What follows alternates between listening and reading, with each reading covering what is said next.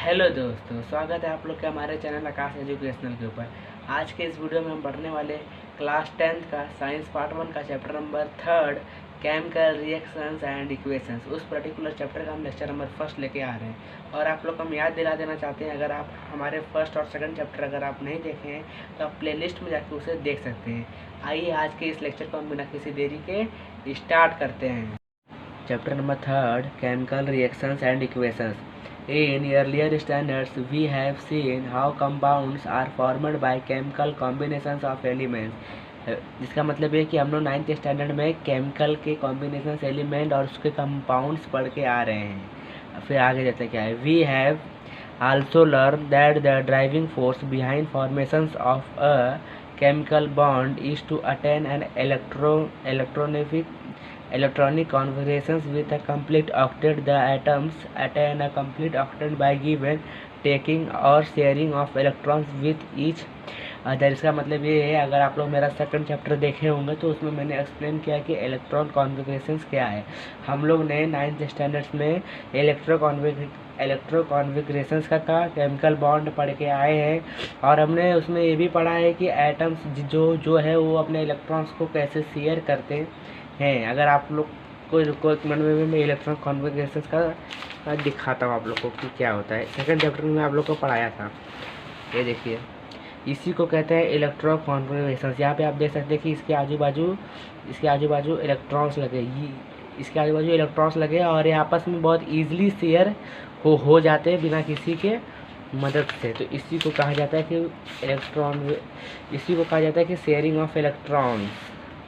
मुझे उम्मीद है कि आप लोगों को फर्स्ट टॉपिक समझ में आया होगा। इसका मतलब है कि हम लोग 9th स्टैंडर्ड में ये सब चीज़ पढ़ के आए हैं। अभी आज का पहला टॉपिक स्टार्ट करते हैं, केमिकल रिएक्शंस। ये क्या है? Some of the scientists of the 18th and 19th centuries carried out fundamental experiments or chemical reactions। इसका मतलब ये है कि 18वीं और 19वीं सदी में कुछ साइंटिस्टों ने केमिकल रिएक्शंस का एक्सपेरिमेंट करना चालू किया था। फिर आगे क्या हुआ?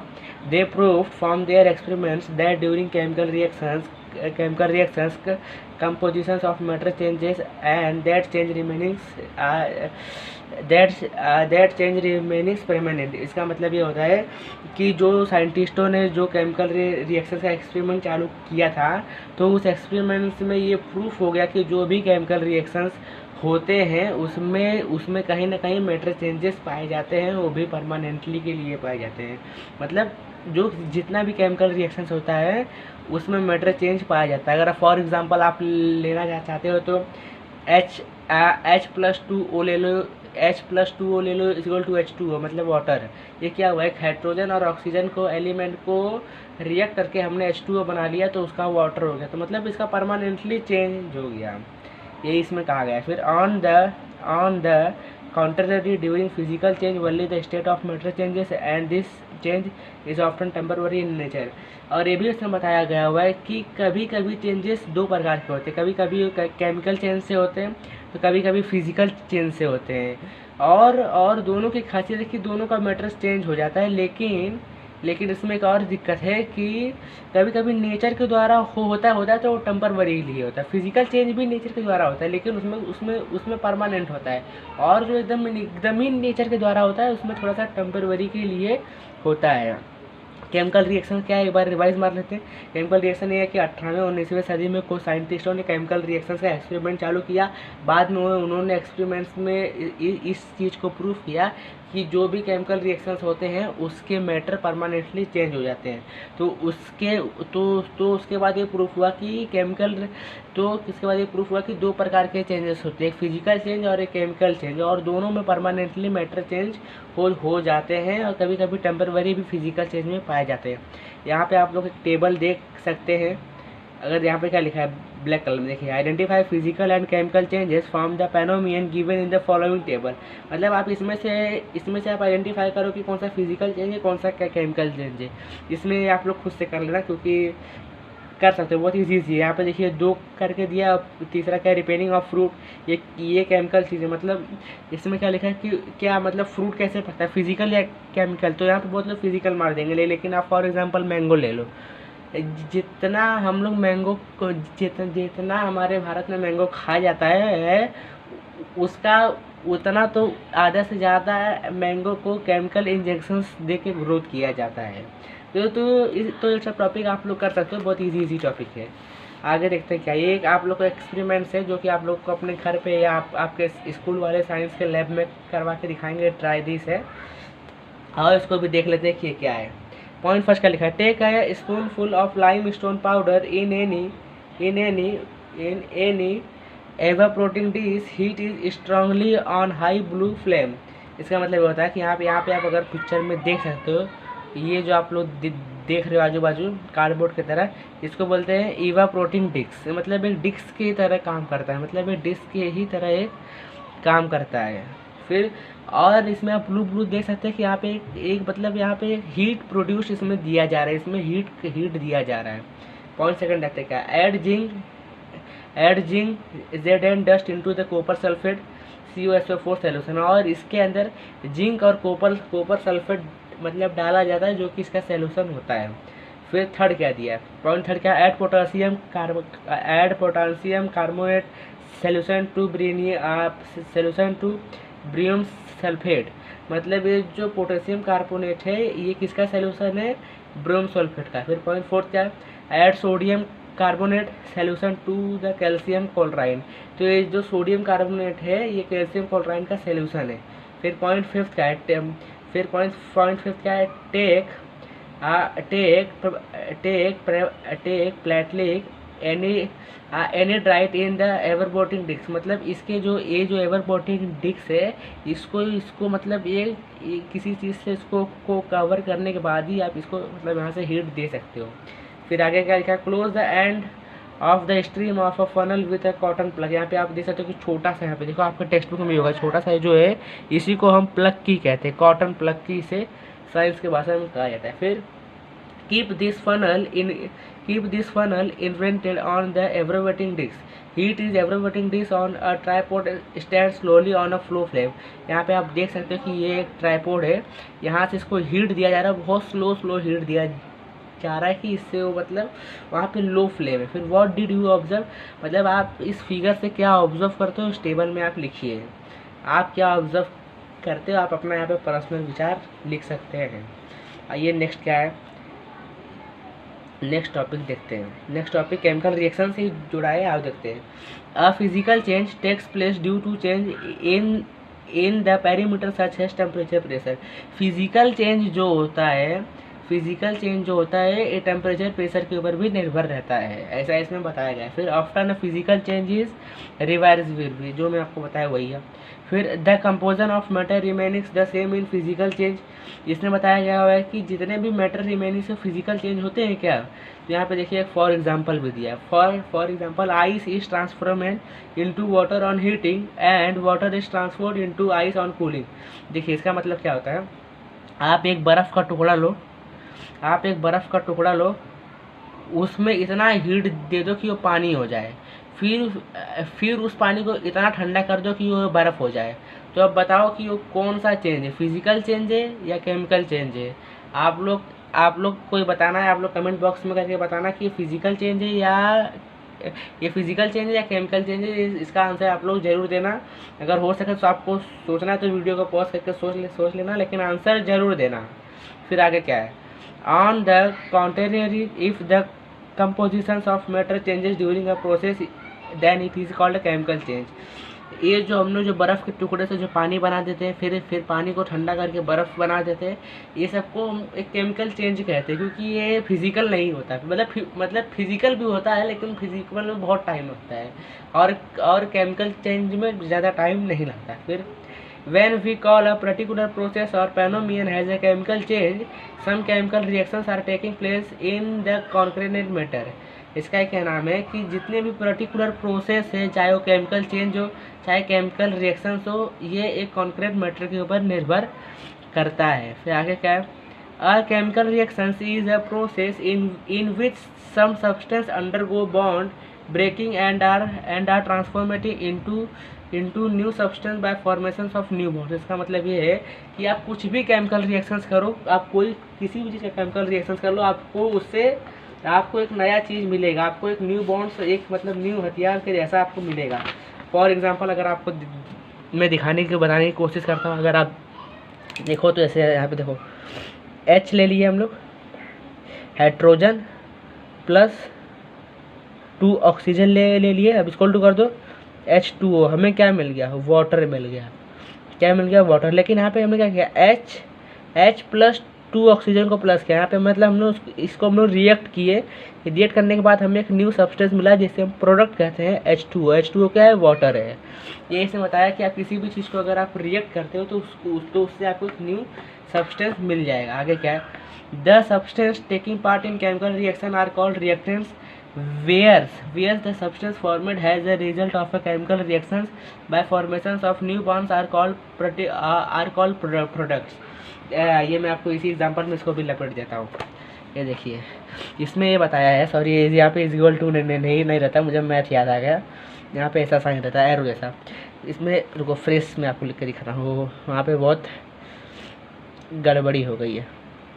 ये देखिए इसमें ये बताया गया हुआ है कि इस एरो के जो भी लेफ़्ट साइड में ये जो एरो है, इस एरो के जो लेफ़्ट साइड में रहेगा इसे हम कहते हैं रिएक्टेंट, और जो इस एरो के इस साइड में रहेगा इसे कहते हैं प्रोडक्ट। इसे प्रोडक्ट क्यों कहते हैं, क्योंकि ये दोनों को रिएक्ट करके हमें ये प्रोडक्ट मिला है। इसको रिएक्शन करके हमें न्यू चीज़ मिली है, तो इसीलिए इसको रिएक्टेंट और इसको प्रोडक्ट कहते हैं। और आप लोग को इस एग्ज़ाम्पल के छोटे से एग्ज़ाम्पल के जरिए आप लोग को ये मालूम भी पड़ गया होगा। और इस सेकंड पैराग्राफ में कुछ नहीं, उम्मीद है कि आप लोग को समझ में आया होगा। अब आगे बढ़ते हैं। आगे क्या है, केमिकल इक्वेशंस, टॉपिक नंबर 2 है हमारा। केमिकल इक्वेशंस में कुछ नहीं है। केमिकल इक्वेशंस के दो ही नियम है। दो नियम ये है कि अगर आपको किसी भी एलिमेंट का केमिकल इक्वेशन लिखना है तो सबसे पहले तो आप उसको वर्ड के फॉर्म में लिखो, और सेकंड नंबर पे फिर जो उसके जो एलिमेंट्स उसके हिसाब से लिखो। भी आप देखिए आप क्या लिखा है, aqueous solution of copper sulphate plus zinc dust, मतलब कॉपर सल्फेट और जिंक डस्ट को प्लस करके यहाँ पे देखो लिखा है CuSO4 प्लस Zn। फिर दोनों को रिएक्ट करने के बाद जो प्रोडक्ट मिलता है में zinc sulphate plus copper ZnSO4 plus Cu। मतलब इसमें ये बताया गया हुआ है कि आप पहले उसको वर्ड में लिखो, फिर आप उसको एलिमेंट के हिसाब से लिख सकते हो। यहाँ देखिए वही लिखा है, the representation of a chemical reactions in a condensed form using chemical formula is called as the chemical equation. मतलब पहले ये जो लिखा है ये केमिकल इक्वेशन फॉर्म में, लेकिन इसके पहले आपको वर्ड में लिखना पड़ेगा, उसके बाद आप इसमें लिख सकते हो। आइए फिर हमारा थर्ड टॉपिक आज का राइट है केमिकल इक्वेशन। राइट है केमिकल इक्वेशन के टोटल 6 रूल है, क्योंकि मतलब आप केमिकल इक्वेशंस किस तरीके से लिख सकते हो 6 रूल। तो आइए हम ये सब थियरीज नहीं पढ़ेंगे, हम लोग डायरेक्ट आपको अपने बुक के ऊपर लेकर चलते हैं, उसके ऊपर हम समझाते हैं कि ये 6 रूल कौन कौन से 6 रूल है। इसके 6 रूल बताने की कोशिश करते हैं आज आप लोग को। मतलब इस पर्टिकुलर चीज़ के 6 रूल क्या है कि हम कौन से 6 रूल से इसे लिख सकते हैं। देखते हैं, 1 मिनट। 6 रूल कौन से है भाई, आजा। हाँ ये देखिए, रूल नंबर फर्स्ट देखते रहना। जैसे कि अभी मैं एक एग्जांपल के लिए उठा लेता हूँ, CuSO4 मतलब कॉपर सल्फेट प्लस जिंक। इसको मैं रिएक्ट करता हूँ, इसको रिएक्ट करके इसके द्वारा जो मुझे प्रोडक्ट मिला, ये मिला जिंक सल्फेट और साथ साथ मुझे कॉपर मिल गया। तो हमारा फर्स्ट रूल क्या कहता है, ये जो लेफ्ट हैंड साइड है इसे हम कहते हैं रिएक्टेंट्स। क्या कहते हैं दोस्तों, इसे रिएक्टेंट्स कहते हैं। और जो राइट हैंड साइड है इसे हम कहते हैं प्रोडक्ट। राइट हैंड साइड को हम लोग प्रोडक्ट कहते हैं।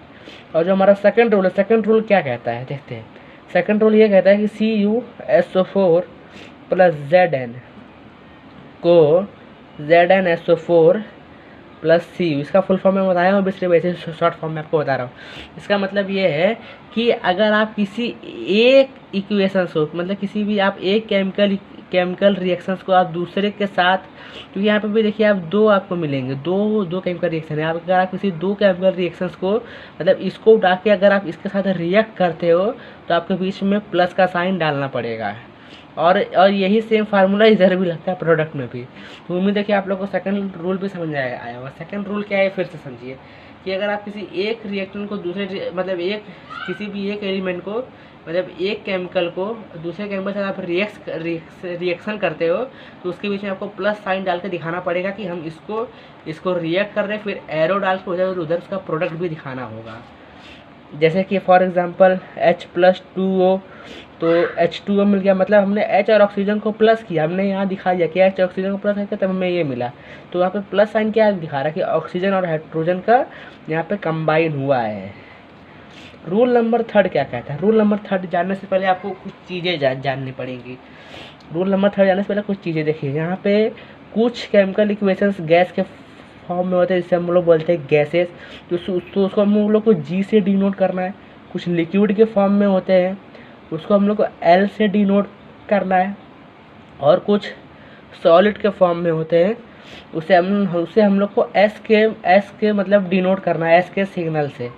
लेकिन अब इसमें क्या होता है, इसमें हम एक ले लेते हैं एग्जांपल के लिए, यही वाला एग्जांपल लेते हैं।